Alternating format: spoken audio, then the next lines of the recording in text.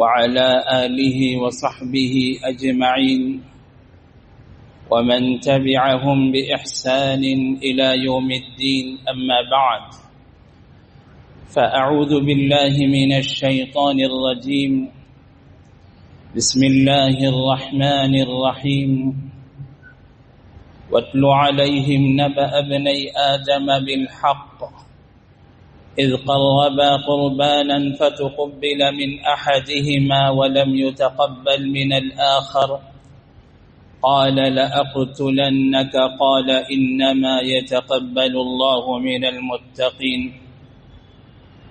وعن علي رضي الله عنه أن رسول الله صلى الله عليه وسلم قال: يا فاطمة قومي فاشهدي أضحيتك فإن لك بأول قطرة تقطر من دمها مغفرة لكل ذنب ويجاء بلحمها ودمها وتوضع في ميزانك 70 ضعفا أو كما قال عليه الصلاة والسلام. محترم بزرگوں اور دوستو، اللہ کے فضل اور اس کی توفیق سے ہم میں سے جنہیں اللہ نے استطاعت عطا فرمائی، اپنی طاقت اور استطاعت کے مطابق اللہ کی بارگاہ میں اپنے جانوروں کی قربانیاں پیش کی ہیں، اور ہم نے جن جانوروں کی قربانیاں پیش کی ہیں اللہ نے ان کے بارے میں فرمایا: وَلِكُلِّ أُمَّةٍ مَنْسَكًا لِيَذْكُرُوا اسْمَ اللَّهِ عَلَى مَا رَزَقَهُم مِّن بَهِيمَةِ الْأَنْعَامِ، کہ اللہ نے ہر قوم کے لیے، ہر امت کے لیے قربانیوں کا ایک طریقہ متعین فرمایا، اور اہل اسلام کے لیے جو طریقہ ہے یہ اس لیے تاکہ اللہ نے انہی جو چوپائے عطا فرمائے ہیں ان پر اللہ کا نام لے کر اللہ کا شکر ادا کریں۔ اللہ کا نام لے کر اللہ کے لیے ہم نے اپنے جن چوپایوں کی قربانیاں پیش کی ہیں یہ اللہ کا احسان ہے، اور اس حیثیت سے بھی یہ اللہ کا احسان ہے کہ حقیقت تو یہ ہے کہ ہمیں اپنی جانوں کو اللہ کے سامنے پیش کرنا چاہیے، اور اس کے اندر مشروعیت کی اہلیت بھی ہے۔ اللہ فرماتے ہیں: وَلَوْ أَنَّا كَتَبْنَا عَلَيْهِمْ أَنِ اقْتُلُوا أَنفُسَكُمْ أَوْ اخْرُجُوا مِنْ دِيَارِكُمْ مَا فَعَلُوهُ إِلَّا قَلِيلٌ مِّنْهُمْ، کہ اگر ہم ان پر اس بات کو فرض کر دیتے کہ وہ خودکشی کر لیں۔ خودکشی کا مطلب یہ ہے کہ اپنی جان خود اللہ کے راہ میں دے دیں، خود آگے بڑھ کر اپنی جان اللہ کے لیے دے دیں۔ ان اقتلوا انفسکم، یا ہے کہ اپنے گھروں سے نکل جائیں، او اخرجوا من دیارکم، اگر یہ حکم ہو جاتا کہ تم اللہ کے لیے اپنے گھروں کو چھوڑ کر باہر نکل جاؤ یا اپنی جان اللہ کے لیے دے دو، تو بہت کم لوگ اس حکم کو پورا کرتے ہیں۔ اس کا مطلب یہ ہے کہ اللہ کی طرف سے یہ حکم بھی دیا جا سکتا تھا کہ ہم خود اپنی جان اللہ کے لیے پیش کر دیں، لیکن اللہ نے ہمیں اس کا حکم نہیں دیا۔ اللہ نے ہمیں حکم دیا کہ ہم اپنی جانوں کے بدلے میں چوپایوں کی جان پیش کر دیں، اللہ اسی کو قبول فرما لیں گے۔ اللہ نے فدیے کے طور پر ان چوپایوں کی جان کو ہماری جان کے بدلے میں قبول فرما لیا، یہ بھی اللہ کا عظیم احسان ہے۔ اور جب ہم نے قربانیاں پیش کر دی تو اس کے ساتھ سنت ابراہیمی کی یاد تازہ ہو گئی۔ حضرت ابراہیم علیہ السلام کے گھرانے نے بہت زبردست قربانیاں پیش کی اللہ کے دین کے لیے، ایمان کے لیے، پورے کا پورا گھرانہ ان قربانیوں میں ڈوبا ہوا ہے۔ سحر کے وقت ابراہیم نے اٹھ کر دعا مانگی، سکون قلب مانگا، خوئے تسلیم و رضا مانگی۔ حضرت ابراہیم علیہ السلام نے سحر کے وقت ابراہیم نے اٹھ کر دعا مانگی، سکون قلب مانگا، خوئے تسلیم و رضا مانگی۔ حضرت ابراہیم علیہ السلام نے اللہ سے یہ دعا فرمائی کہ اے اللہ ہمارے اندر تسلیم و رضا کی کیفیت پیدا فرما دے کہ ہم آپ کے ہر حکم کے آگے جھک جائیں۔ اور یہی تسلیم و رضا کی کیفیت حضرت اسماعیل علیہ السلام کے اندر بھی پائی جاتی ہے۔ سیدنا اسماعیل علیہ السلام فرزند ابراہیم بالکل چھوٹے سے، کم سن کم عمر، جب ابا جان نے انہیں پکار کے کہا کہ میرے بیٹے یا بنی انی ارا فی المنام انی اذبحک فانظر ماذا ترى، کہ بیٹے میں دیکھ رہا ہوں کہ میں تمہیں ذبح کر رہا ہوں، بتاؤ تمہاری کیا رائے ہے؟ تو بغیر کسی جھجک کے اس بیٹے نے کہا یا ابت افعل ما تؤمر، اللہ کے بندے، اللہ کے خلیل ابا جان، یہ محض خواب نہیں ہے، تو حکم ہے اللہ کا اور یہ وحی الہی ہے، اس لیے آپ اس حکم کو کر گزریے۔ ستجدنی انشاء اللہ من الصابرین، کیا جملے ہیں اس کم عمری میں بھی، کم سنی میں بھی۔ ستجدنی انشاء اللہ من الصابرین، آپ مجھے انشاءاللہ صبر کرنے والوں میں سے پائیں گے۔ ایک ایک لفظ پر غور کیجیے، یہ نہیں فرمایا اکڑ کر سینہ تان کر کے ہاں میں کر دوں گا، یہ فخر و غرور کے الفاظ نہیں، یہ نہیں کہ میں قربانی کر دوں گا، فرمایا انشاءاللہ اگر اللہ نے چاہا مجھے آپ صبر کرنے والوں میں سے پائیں گے۔ یہ نہیں کہ صرف میں اکیلا صبر کرنے والا ہوں، یہ بھی تو فرما سکتے تھے ستجدنی انشاءاللہ صابرا، کہ آپ مجھے صبر کرنے والا پائیں گے، نہیں، اگر یہ فرماتے تو اس میں فخر و غرور کے الفاظ تھے کہ پوری دنیا میں بس اکیلے یہی صبر کرنے والے، بلکہ فرمایا انشاءاللہ من الصابرین، صبر کرنے والوں میں سے پائیں۔ اس کا مطلب یہ ہے کہ یہ صبر، یہ تسلیم و رضا، یہ قربانی صرف میری عادت نہیں ہے، بلکہ اس طرح کے صبر کرنے والے اور بہت ہیں دنیا میں، اور ان میں میں بھی شامل ہو جاؤں گا۔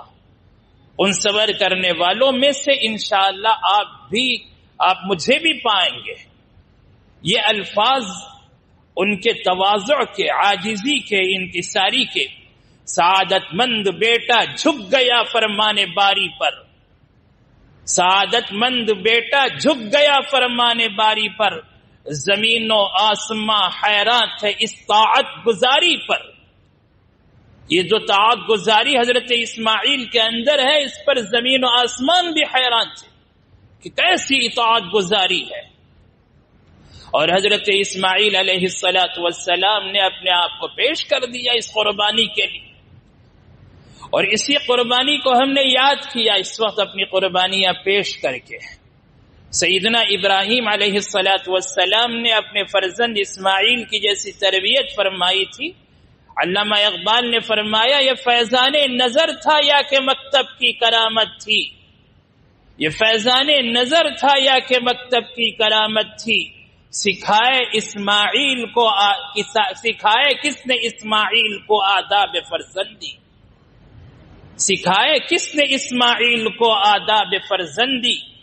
حضرت اسماعیل علیہ السلام کے اندر فرزندی کے یہ جو آداب ہے کس نے سکھائے؟ حضرت ابراہیم علیہ السلام فلسطین کی سرزمین میں ہیں، اللہ کا حکم ہوتا ہے کہ آپ اپنے اس جگر کے ٹکڑے کو، جو شیرخوار بچہ ہے، ان کی ماں کے ساتھ جن سے آپ کو بڑی محبت ہے، بڑا لگاؤ ہے، بڑی الفت ہے، دونوں کو لے جائیں اور مکہ مکرمہ کی وادی میں چھوڑ دیں۔ حضرت ابراہیم علیہ السلام نے بڑی دعاؤں سے اسماعیل کو اللہ سے مانگا تھا، دل سے دعائیں کی تھی، رب ہب لی من الصالحین، کہ اللہ بڑھاپے کی عمر ہے، اب بڑھاپے میں کوئی لاٹھی کا سہارا چاہیے، مجھے بڑھاپے کا سہارا دے دیجئے کسی فرزند کی شکل میں، رب ہب لی من الصالحین۔ اللہ نے اپنے خلیل کی دعا قبول فرمائی اور بڑھاپے میں حضرت اسماعیل ملے۔ الحمدللہ الذی وہب لی علی الکبر اسماعیل و اسحاق، اسماعیل بھی اسحاق بھی دونوں بڑھاپے میں ملے تھے، اور بڑھاپے کی یہ لاٹھی ہے حضرت ابراہیم علیہ السلام کے لیے، اور اللہ فرماتے ہیں کہ اسی اسماعیل کو لے جائیں مکے کی وادی میں چھوڑ دیں۔ حضرت ابراہیم علیہ السلام ایک لمحے کے لیے بھی پیچھے ہٹنے کو تیار نہیں تھے، فوراً اسی لمحے اسی وقت ہاجرہ اسماعیل دونوں کو لے کر نکل کھڑے ہوئے مکے کی طرف، فلسطین کی سرزمین سے تقریباً 1500 کلومیٹر سے زیادہ فاصلہ، اور اس دور میں 1 مہینے سے زیادہ سفر ہوا کرتا تھا اونٹ پر، گھوڑے پر۔ جب اونٹ پر سفر کرتے 1 مہینے سے زیادہ لمبی مسافت تھی۔ اب حضرت ابراہیم علیہ السلام حضرت ہاجرہ اور حضرت اسماعیل علیہ السلام کو لے کر مکے کی طرف روانہ ہوئے، اور ایک لمبی مسافت طے کر کے سفر کر کے اس مقام پر پہنچے جہاں اس وقت مکہ مکرمہ میں بیت اللہ شریف ہے، خانہ کعبہ ہے۔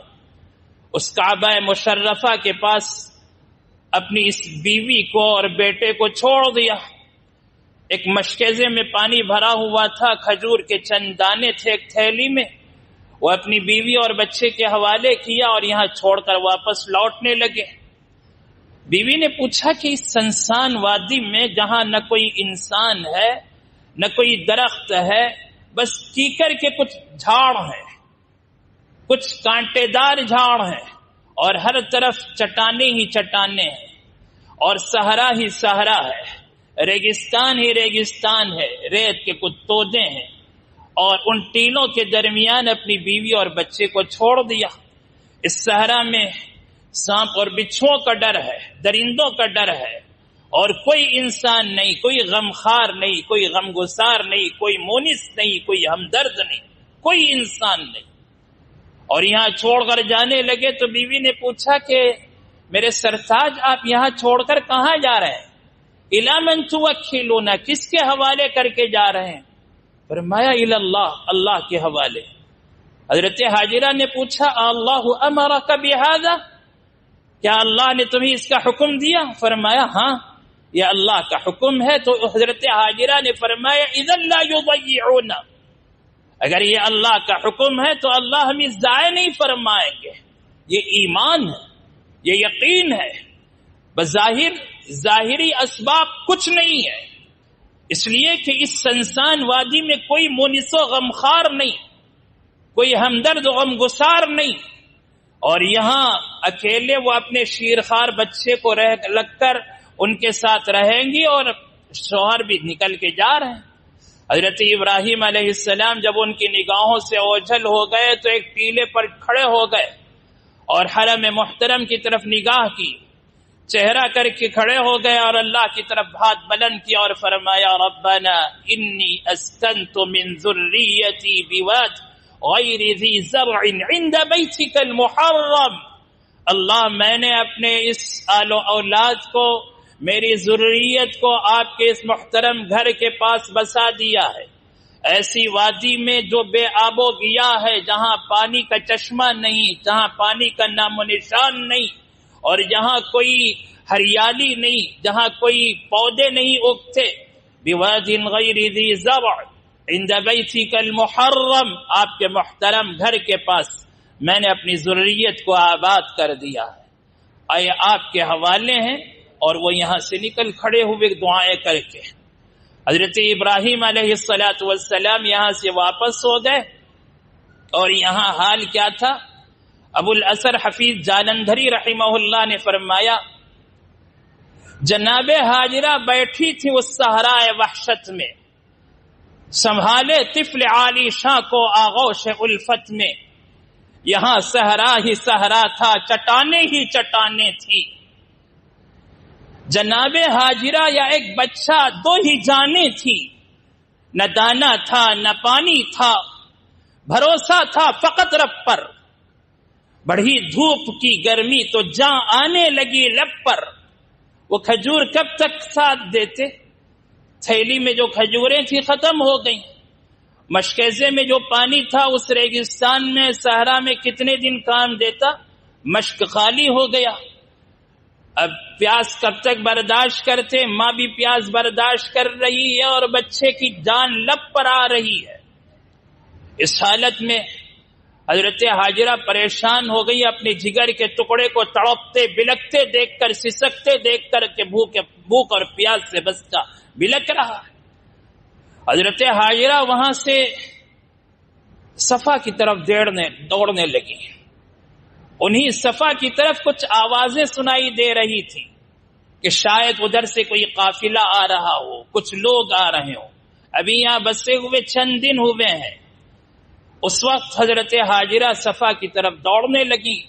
سامنے دو پہاڑ تھے، ایک طرف صفا کی پہاڑی تھی، دوسری طرف مروہ کی پہاڑی تھی، درمیان میں وادی تھی، اور ادھر بیت اللہ شریف کا مقام ہے۔ حضرت اسماعیل کو یہاں چھوڑا اور دوڑتی ہوئی گئی، صفا پر کھڑے ہو کر کان لگا کر سننے لگی کہ شاید کسی انسان کی آواز آ رہی ہو۔ وہاں انسان کی آواز کہاں، انہی درندے کی آواز سنائی دے رہی تھی اپنے بیٹے کی طرف سے۔ انہیں خوف ہوا کہ شاید کوئی درندے میرے بچے کو آ کر کھا نہ جائیں۔ صفا سے دوڑتی ہوئی اتر کر آئی اپنے بچے کے پاس۔ اسماعیل کو دیکھا کہ وہ بلک رہے ہیں، سسک رہے ہیں پیاس سے، اور پھر وہ مروہ کی طرف دوڑنے لگی کہ شاید یہاں کوئی انسان نظر آئے۔ مروہ پر چڑھ گئیں اور وہاں تلاش کیا، کان لگائے، دور دور تک نظر دوڑائی کہ شاید کوئی قافلہ دکھائی دے، کوئی انسان دکھائی دے، کہیں کسی کے پاس سے پانی مل جائے۔ کہاں سے پانی ملتا؟ وہاں بھی کوئی آواز سنائی نہیں دے رہی تھی۔ دوڑتی ہوئی صفا مروہ سے اتری، پھر صفا کی طرف آئی، پھر مروہ کی طرف دوڑی، اس کشمکش میں کہ شاید کہیں سے پانی مل جائے، اور انہی تعداد بھی معلوم نہیں، گنتی بھی شمار نہیں کی کہ کتنے چکر لگائے، لیکن ہاجرہ کا وہ رب جن کے حوالے کر کے یہ حضرت ابراہیم گئے ہیں، اس رب کو معلوم ہے کہ ہاجرہ نے کتنے چکر لگائے۔ اچانک آواز آئی کہ تم کون ہو؟ یہ حضرت جبرائیل علیہ السلام کی آواز تھی۔ حضرت ہاجرہ نے فرمایا کہ میں ابراہیم کی بیوی ہوں اور یہ میرے بیٹے ہیں، ابراہیم نے ہمیں یہاں چنہا چھوڑ دیا اور وہ چلے گئے۔ تو حضرت جبرائیل نے پوچھا اِلَى مَنْ وَكَّلَكُمَا، کہ تم دونوں کو انہوں نے کس کے حوالے کیا ہے؟ تو حضرت ہاجرہ نے فرمایا وَكَّلَنَا إِلَى اللَّهِ، کہ حضرت ابراہیم نے ہمیں اللہ کے حوالے کیا ہے۔ تو اس وقت حضرت جبرائیل نے فرمایا وَكَّلَكُمَا إِلَى كَرِيمٍ كَافٍ، کہ انہوں نے تمہیں اس اللہ کے حوالے کیا ہے جو کریم ہے، بخشش والا ہے، عطا اور نوازش والا ہے، اور وہ کافی ہے، اس کی نوازش کافی ہے۔ حضرت جبرائیل علیہ السلام نے تسلی دی، اور ادھر حضرت جبرائیل علیہ السلام نے ایڑی ماری اس مقام پر جہاں اسماعیل علیہ السلام بلک رہے تھے۔ حضرت جبرائیل نے ایڑیاں ماری اور حضرت اسماعیل کے قدموں کے نیچے سے پانی کا چشمہ ابل پڑا۔ حضرت ہاجرہ دوڑی ہوئی گئیں، جو ان کا مشکیزہ تھا اس میں بھرنے لگی۔ تو حضرت جبرائیل نے تسلی دی، فرمایا نہیں، مشکیزے میں بھر کر اسے ذخیرہ کر کے اسٹاک کر کے رکھنے کی ضرورت نہیں، تو چشمہ ہے ابلتا ہی رہے گا، اور یہاں ہر آنے والے کو یہ سیراب کرے گا۔ حضرت ہاجرہ نے فوراً اس چشمے کو جو ابل رہا تھا چاروں طرف سے گھیرنا شروع کیا۔ سرکار دو عالم صلی اللہ علیہ وسلم نے ارشاد فرمایا ارحم اللہ ام اسماعیل، اللہ اسماعیل کی ماں پر رحم فرمائے، اگر وہ اس چشمے کو یوں گھیرتی نہیں تو یہ یقیناً آج بہت ہی ابلتا ہوا چشمہ ہوتا۔ انہوں نے اسے چاروں طرف سے گھیر دیا، یہ کنویں کی شکل بن گئی۔ اگر وہ اس طرح چاروں طرف سے نہ گھیرتی تو یہ ابلتا ہوا چشمہ ہوتا۔ سرکار دو عالم صلی اللہ علیہ وسلم نے ام اسماعیل کے بارے میں فرمایا، اور یہ ہیں ہاجرہ جن کے بارے میں حضرت ابو ہریرہ رضی اللہ عنہ فرماتے ہیں یا امکم یا بنی ماء السماء، یہ تمہاری ماں ہے۔ عربوں سے خطاب کر کے حضرت ابو ہریرہ رضی اللہ عنہ فرماتے ہیں ہی امکم یا بنی ماء السما، کہ اے عربو یہ تمہاری ماں ہے حضرت ہاجرہ، جن کی یہ قربانی ہے کہ اس کے نتیجے میں اللہ نے آب زمزم عطا فرمایا، زمزم کا ایک کنواں ملا، اور یہاں اس صحرائے وحشت میں انہوں نے جو قربانیاں پیش کی، آج حضرت ہاجرہ کی وہ قربانیاں اور ان کا مجاہدہ، حضرت اسماعیل علیہ السلام کی قربانی، پورے حج کے دوران ان کے ایک ایک کردار کو یاد کیا جاتا ہے۔ آج ہم نے قربانیاں پیش کر کے سنت ابراہیمی کو زندہ کیا۔ حجاج کرام آج 12ویں تاریخ کو ذی الحجہ کی وہاں 12 تاریخ ہے، اور آج بھی رمی کرنے والے زوال کے بعد میں، ابھی وہاں زوال کے بعد کا وقت شروع نہیں ہوا، آج بھی وہ تینوں جمرات کو کنکریاں ماریں گے، اور آج کنکریاں مارنے کا 3را دن ہے، 10 کو بھی، 11 کو بھی، 12 کو بھی، پھر 13 کو بھی مارنے کا اختیار ہے۔ حجاج کرام ایک جو کنکریاں مار رہے ہیں وہ حضرت ابراہیم علیہ السلام کی وہ سنت ہے۔ جب حضرت ابراہیم اپنے فرزند، اپنے لقط جگر حضرت اسماعیل کو لے کر جا رہے ہیں، درمیان میں شیطان رکاوٹ ڈالنے کی کوشش کرتا ہے، ایک جگہ آ کر بہکاتا ہے، حضرت ابراہیم اس پر کنکر مار کر اسے بھگاتے ہیں، شیطان وہیں دھس جاتا ہے۔ یہ پہلا مقام ہے جہاں پہلے جمرے پر کنکریاں ماری جاتی ہیں، پھر دوسرے جمرے پر وہاں شیطان پہنچ کر بہکاتا ہے، وہاں ابراہیم نے کنکریاں ماری، پتھر مارا، جس کی وجہ سے اس پتھر کی مار کی وجہ سے وہاں شیطان دھس گیا۔ پھر تیسری دفعہ تیسرے جمرات کے پاس شیطان پہنچ کر بہکانے لگا۔ لاکھوں حجاج کرام حضرت ابراہیم کے اس کردار کو پھر تازہ کرتے ہیں اور عہد کرتے ہیں کہ جب بھی اللہ کے حکم کے پورا کرنے میں شیطان رکاوٹیں ڈالے، ہم شیطان کو یوں کنکریاں مار کر اسے ذلیل اور رسوا کریں گے اور اللہ کے حکم کو پورا کریں گے۔ اور پھر اسی طرح جب یہ طواف زیارت سے فارغ ہوتے ہیں تو یہ حجاج کرام حج کی سعی کرتے ہیں، اور جب بھی عمرے کے لیے جائیں تو جب تک یہ صفا اور مروہ کی سعی نہ کی جائے عمرہ بھی مکمل نہیں ہوتا، جب تک صفا اور مروہ کی سعی نہ ہو حج بھی مکمل نہیں ہوتا۔ اللہ نے حضرت ہاجرہ کے اس کردار کو یوں زندہ رکھا کہ جتنے معتمرین، جتنے حجاج، جتنے زائرین بیت اللہ شریف میں جائیں ان کے لیے صفا اور مروہ کی سعی واجب اور ضروری قرار دے دی گئی، تاکہ حضرت ہاجرہ کی سنت کو زندہ کیا جائے، جب وہ اللہ کی طرف متوجہ ہو کر کبھی صفا پر چڑھ رہی تھی، کبھی مروہ پر آ رہی تھی، اور ان کو تعداد اور گنتی کا کوئی خیال نہیں تھا، وہ تو ایک دھن میں تھی، لیکن اللہ کو گنتی کا علم ہے کہ انہوں نے 7 چکر لگائے ہیں، صفا سے مروہ پر، مروہ سے صفا پر، اور پھر صفا سے مروہ پر، پھر مروہ سے صفا پر، چکر لگاتے لگاتے 7 چکر لگائے ہیں، تب اللہ کی طرف سے حضرت جبرائیل مدد کے لیے نازل ہوئے ہیں اور چشمہ یہ زمزم کا انسانیت کو نصیب ہوا۔ یہ حضرت ہاجرہ کی قربانی ہے۔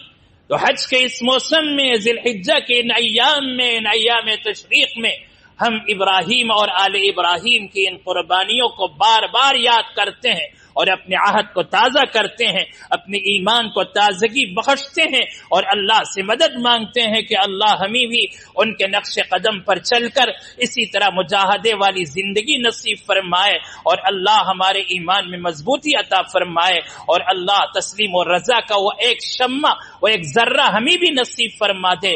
آمین۔ وآخر دعوانا ان الحمد للہ رب